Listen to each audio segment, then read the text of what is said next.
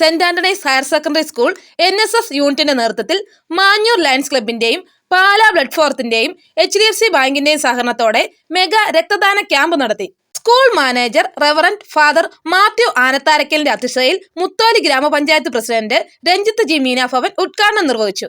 Lions district chief project coordinator Sibi Mathew Plathottam മുഖ്യപ്രഭാഷണവും district coordinator Pala blood forum general convener Shibu Thekkemattam രക്തദാന സന്ദേശവും നടത്തി.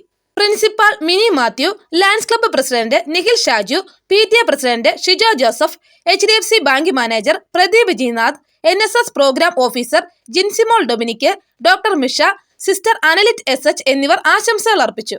Programme coordinator Jomy Mathew, NSS volunteer സെക്രട്ടറിമാരായ എമ്മാനുവൽ തോമസ് അരുൺ, ഏഞ്ചൽ ബിനോയി, അൻസാല മാത്യു, അർജുൻ അശോക് എന്നിവർ പരിപാടികൾക്ക് നേതൃത്വം നൽകി.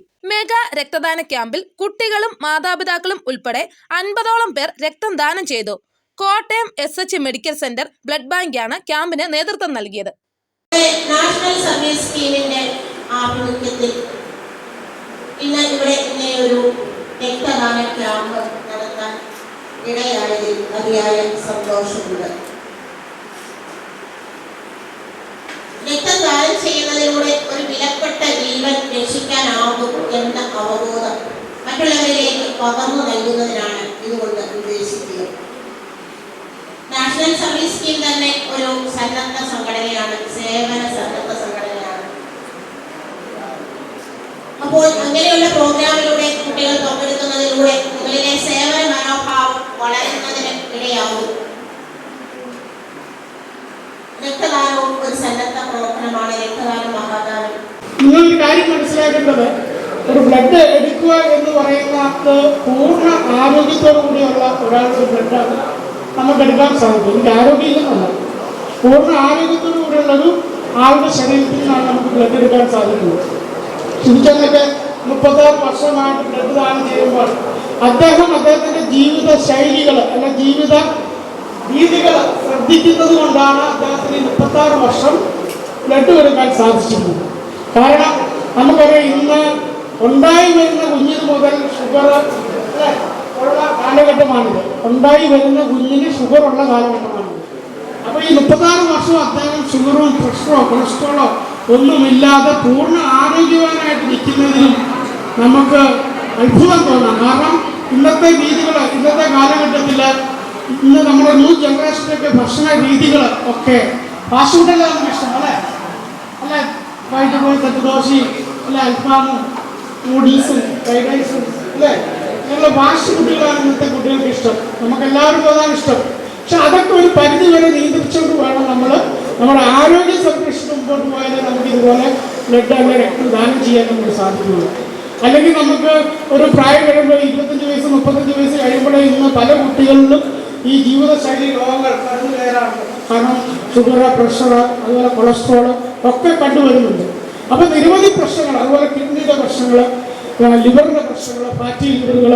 അപ്പോൾ അതൊക്കെ നമ്മൾ കഴിക്കുന്ന ഭക്ഷണത്തിൽ നിന്ന്, നമ്മളിന്ന് കഴിക്കുന്ന ഫാസ്റ്റ് ഫുഡുകളിൽ നിന്നൊക്കെ നമുക്ക് കിട്ടുന്ന ഒരു സമ്മാനമാണ് നമുക്ക് കിട്ടുന്ന ഈ രോഗങ്ങൾ. എല്ലാവർക്കും എല്ലാവിധ ആശംസകളും നേർന്നുകൊണ്ട് ഇങ്ങനൊരു പ്രോഗ്രാം ഇവിടെ സംഘടിപ്പിച്ചത് അവർക്ക് അഭിനന്ദനങ്ങൾ പറഞ്ഞുകൊണ്ട് ഈ രക്തദാനത്തിന്റെ ഉദ്ഘാടനം ചെയ്തതായി പ്രഖ്യാപിക്കുന്നു. നന്ദി, നമസ്കാരം.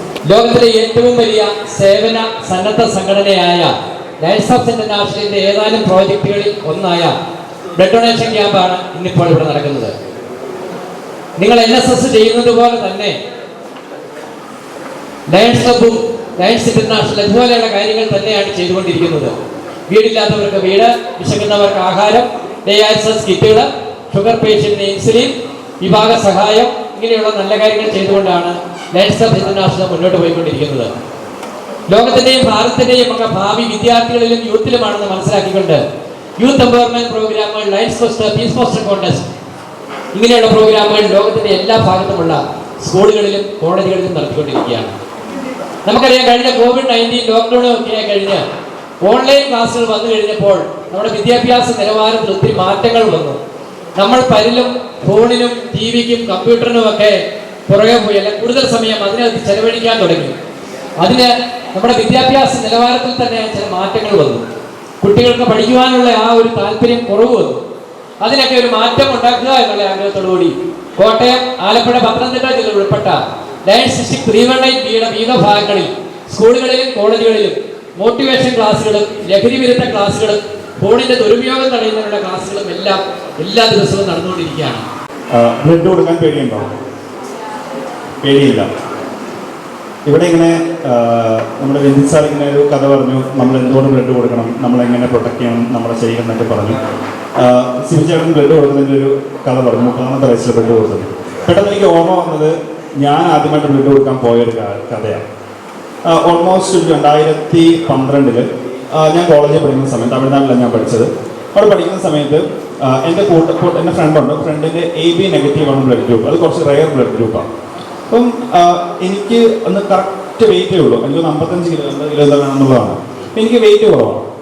എൻ്റെ ഫ്രണ്ടും ഞങ്ങൾ രണ്ടുപേരും കൂടെ അവിടെ ഒരാൾ വന്നിങ്ങനെ പറഞ്ഞു ബ്ലഡ് കൊടുക്കണമെന്ന് പറഞ്ഞു. ഓക്കെ, അവരുടെ റെയർ ബ്ലഡാണ്, കൊടുക്കാമെന്ന് പറഞ്ഞ് ഞങ്ങൾ പോയി. അവിടെ ചെന്ന് അപ്പോൾ AB നെഗറ്റീവാണ്, ബ്ലഡ് കൊടുത്തു. ബ്ലഡ് കൊടുത്തു കഴിഞ്ഞപ്പോൾ തമിഴ്നാട്ടിലാണ് ഞാൻ പഠിച്ചത്, അപ്പം തമിഴാണ്. പെട്ടെന്ന് കൊണ്ടുവന്നൊരു കവറിൽ 2000 രൂപ തന്നു. ഞങ്ങൾ ചോദിച്ചെങ്കിൽ നമ്മളിവിടെയെങ്കിലും ബ്ലഡ് കൊടുക്കുന്നത് ഫ്രീ ആയിട്ടാണ് കൊടുക്കുന്നത് അല്ലേ? ഞാൻ അങ്ങനെ പൈസ ഒന്നും നമ്മൾ കണ്ടിട്ടില്ല. അപ്പോൾ അവർ വന്നിട്ട് നിർബന്ധിച്ച് ഞങ്ങളിൽ പൈസ വേണ്ട എന്ന് പറഞ്ഞാൽ അവർ കുറേ ആൾക്കാരെ അന്വേഷിച്ച് നടന്നിട്ടാണ് AB നെഗറ്റീവ് ഉള്ള ഒരാളെ കിട്ടിയത്. അവിടെ ആൾക്കാർ പൈസയ്ക്ക് ബ്ലഡ് കൊടുക്കുന്നുണ്ട്. അപ്പം ഞങ്ങൾ ചിന്തിച്ചു അപ്പം ഞങ്ങൾ ഞങ്ങൾക്ക് പൈസ വേണ്ട. അവർ പറഞ്ഞു ഞങ്ങൾ കുറേ ഫ്രൂട്ട്സ് ഒക്കെ മേടിച്ച് തന്നുകൊണ്ട് ഞങ്ങൾ ഹോസ്റ്റലിൽ പോയി ഞങ്ങൾ ഫ്രണ്ട്സ് എല്ലാം കൂടെ കഴിച്ചു. ഇന്ന് നമ്മൾ ജീവിക്കുന്ന ഈ ലോകത്ത് നമ്മുടെ ശരീരം അല്ലെങ്കിൽ നമുക്ക് ബ്ലഡ് കൊടുക്കാൻ കാണിക്കുന്ന മനസ്സിലൂടെ നമ്മൾ മറ്റൊരാളുടെ ജീവിതം കൂടെയാണ് രക്ഷിക്കുന്നത്. അപ്പോൾ ആ ഒരു ജോസഫ് അലൻകുട്ടി ജോസിന്റെ ബുക്കിന്റെ അകത്തെ ആ ഒരു അധ്യായത്തിന്റെ പേര് ഇങ്ങനെയാണ്, മദ്യപാനം മറ്റൊരാളുടെ ജീവിതത്തിന് ഹാനികരം. നമ്മൾ ഇന്ന് ചെയ്യുന്ന ഓരോ കാര്യങ്ങളും, നമ്മൾ ഫാസ്റ്റ് ഫുഡ് കഴിക്കുമ്പോഴും അല്ലെങ്കിൽ നമ്മൾ മദ്യപാനം അല്ലെങ്കിൽ അങ്ങനത്തെ കാര്യത്തിലേക്കൊക്കെ പോകുമ്പോഴും മറ്റൊരാളുടെ ജീവിതത്തിനും കൂടെയാണ് നമ്മൾ ഹാനികരമാകുന്നതെന്ന് കൂടെ നമ്മൾ ചിന്തിക്കാം. ബ്ലഡ് കൊടുക്കുന്നതിലൂടെ നമുക്ക് വേറൊരാളുടെ ജീവൻ രക്ഷിക്കാനുള്ളൊരു അവസരമുണ്ട്. ദൈവം തന്നിരിക്കുന്ന ഏറ്റവും വലിയ കൃപയാണ്, അനുഗ്രഹമാണ്. അതിനെ നമുക്ക് വിനിയോഗിക്കാം. രക്തദാനം, ജീവദാനം, രക്തദാനം, മഹാദാനം, രക്തദാനത്തിൻ്റെ മഹത്വം, ഇതൊക്കെ ഇവിടുത്തെ പ്രാസംഗികർ പറഞ്ഞു കഴിഞ്ഞു. ഞാൻ പോരാനായിട്ട് നിങ്ങൾക്ക് കഴിഞ്ഞ ദിവസം 2 ദിവസം മുമ്പ് തന്നെ അതിൻ്റെ കൂടുതൽ കാര്യങ്ങൾ നിങ്ങളോട് പറഞ്ഞതാണ്. അതുകൊണ്ട് തന്നെ ഞാനൊരു വലിയ പ്രസംഗത്തിന് മുതിരുന്നില്ല. എന്താണേലും ഈ സെൻറ് ആൻഡ്രീസ് ഹയർ സെക്കൻഡറി സ്കൂളിലെ NSS യൂണിറ്റിനെ ജില്ലാ ആരോഗ്യ വകുപ്പിൻ്റെ പേരിലും പാലാ ബ്ലഡ് ഫോർത്തിൻ്റെ പേരിലും ജനമൈത്രി പോലീസിൻ്റെ പേരിലും ലയൺസ് ക്ലബിൻ്റെ പേരിലും പ്രത്യേകമായിട്ട് അഭിനന്ദിക്കുവാൻ ഞാൻ ഈ വേദി ഉപയോഗപ്പെടുത്തുകയാണ്. കാരണം നിങ്ങൾ ഇവിടെ ഒരു ബ്ലഡ് ഡൊണേഷൻ ക്യാമ്പ് നടക്കുന്നതും വരെ എങ്ങനെയായിരിക്കും, എന്തായിരിക്കും എന്നൊക്കെ ടീച്ചറിനും ഒക്കെ പ്രത്യേക ഒരു അങ്കലാപ്പുണ്ടായിരുന്നു. എന്താവും പിള്ളേർ ആളുകൾ വരുമോ എന്നൊക്കെ. എപ്പോഴും കൂളായിട്ട് തന്നെ ഞാൻ പറഞ്ഞു ഉറപ്പായിട്ടും വരും, ക്യാമ്പ് വിജയിക്കും, പേടിക്കണ്ട എന്ന് പറഞ്ഞു. ഇന്ന് നിങ്ങൾ അതിനൊരു മാർഗം കാണിച്ചു. നിങ്ങളുടെ മാതാപിതാക്കളെയും അല്ലെങ്കിൽ നിങ്ങളുടെ സഹോദരങ്ങൾ അല്ലെങ്കിൽ നിങ്ങളുടെ ബന്ധുക്കൾ ഒക്കെ നിങ്ങൾ കൊണ്ടുവന്ന ഇന്നത്തെ ബ്ലഡ് ഡൊണേഷൻ ക്യാമ്പ് ഒരു വൻ വിജയമാക്കി. അതിന് സ്കൂളിനെയും പ്രത്യേകിച്ച് NSS വോളണ്ടിയർമാരെയും പ്രത്യേകമായിട്ട് ഞാൻ ഈ അവസരത്തിൽ അഭിനന്ദിക്കുക. നമ്മുടെ ബ്ലഡ് ഇവിടെ ബ്ലീഡ് ചെയ്യുന്നത് 350 ml ഒരു പിങ്ക് അറിയാമെന്ന് വിചാരിക്കും. അറിയാമോ? അതിൻ്റെ കമ്പോണൻസ് എത്രയാണെന്ന് അറിയാമോ? അറിയാമോ? ഇല്ല. എത്ര? 5 അല്ലേ? പറയുന്നില്ലേ? 4. അപ്പോൾ നമ്മൾ 350 ml ബ്ലഡിനകത്ത് നിന്ന് 4 പേരുടെ ജീവനാണ് രക്ഷിക്കുന്നത്. അല്ലാതെ അത് ഒരാൾക്ക് കൊടുക്കുകയല്ല ചെയ്യുന്നത്. അതിൻ്റെ കമ്പോണൻറ്റ് സെഗ്രിഗേറ്റ് ചെയ്ത് 4 പേർക്കായിട്ടാണ് പോകുന്നത്. അപ്പം നമ്മൾ ചെയ്യുന്നത് ഈ 350 ml കൊണ്ട് 4 പേരുടെ ജീവനാണ് രക്ഷിക്കുന്നത്. അതുപോലെ തന്നെ ആർക്കൊക്കെ അറിയാം നമ്മുടെ ഒരു ഹ്യൂമൻ ബോഡിയിൽ എത്ര ലിറ്റർ ബ്ലഡ് ഉണ്ടെന്ന് അറിയാമോ? വേണല്ലേ? ഇച്ചിരി കൂടുമോ? 5നും 6നും ഇടയ്ക്കുണ്ട്. 5 തൊട്ട് 6 വരെ ഉണ്ട്. കറക്റ്റാണ്. അപ്പം ഇതിനകത്തുനിന്ന് ഒരു 350 ml പോയി കഴിഞ്ഞാൽ എന്ത് സംഭവിക്കും? പിന്നെ അത് റീപ്രൊഡക്റ്റീവ് ആയിട്ട് വരും. അത് റീപ്രൊഡ്യൂസ് ചെയ്യുന്നത് വിതിൻ 24 hours റീപ്രൊഡ്യൂസ് ചെയ്യും. പിന്നെ അതിൻ്റെ കമ്പോണൻസ് പഴയ മാതിരി ആവാനായിട്ട് ഇത്തിരി സമയം എടുക്കും. അതിനാണ് 3 months ഒരു ഡ്യൂറേഷൻ പ്രിസ്ക്രൈബ് ചെയ്യുന്നത്. നമുക്കറിയാം ഒരു മനുഷ്യന് മറ്റൊരു മനുഷ്യനോട് ചെയ്യാൻ കഴിയുന്ന, അവൻ്റെ ജീവൻ രക്ഷിക്കാൻ കഴിയുന്ന ഏറ്റവും പ്രധാനപ്പെട്ട ഒരു കാര്യമാണ് രക്തം ദാനം ചെയ്യുക എന്നുള്ളത്. കൃത്രിമമായിട്ട് നമുക്ക് ഉൽപ്പാദിപ്പിക്കാൻ സാധിക്കാത്ത മറ്റൊരു മനുഷ്യന് മാത്രം പകർന്നു കൊടുക്കാൻ സാധിക്കുന്ന ജീവന്റെ തുള്ളികളാണ് രക്തം എന്നുള്ളത് നമുക്കറിയാം. നമ്മുടെ ഒത്തിരി കേട്ടിട്ടുണ്ട് ജീവന്റെ തുള്ളി, ജീവന്റെ തുടിപ്പുകൾ എന്നൊക്കെ പറഞ്ഞ് നമ്മളിങ്ങനെ പറയാറുണ്ട് അല്ലേ. നമുക്ക് മറ്റുള്ളവർക്ക് നമ്മുടെ ജീവിതത്തിൽ നമുക്ക് ചെയ്യാൻ കഴിയുന്ന നന്മ എന്ന് പറയുന്നത് നമ്മുടെ സഹായം ആവശ്യമുള്ള നമ്മുടെ പ്രിയപ്പെട്ടവർക്ക് നമുക്ക് രക്തം പകർന്നു കൊടുക്കുവാനും അതിൻ്റെ പ്രാധാന്യം മനസ്സിലാക്കി മറ്റുള്ളവരോട് നമുക്ക് പറയുവാനും അവരെ നമുക്ക് അതിലേക്ക് പ്രോത്സാഹിപ്പിക്കുവാനും സാധിക്കുക എന്നുള്ളത് ഒരു പ്രധാനപ്പെട്ട കാര്യമാണ്. അതോടൊപ്പം തന്നെ നമുക്ക് ഭാവിയിലേക്ക് നമ്മൾ ഓരോരുത്തരും മുമ്പോട്ട് വളർന്നു വരുന്ന സമയത്ത് നമ്മളവർക്ക് രക്തം പങ്കെടുക്കുക. രക്തത്തിൻ്റെ പ്രാധാന്യത്തെക്കുറിച്ചെല്ലാം ഇവരെല്ലാം പറഞ്ഞു കഴിഞ്ഞു.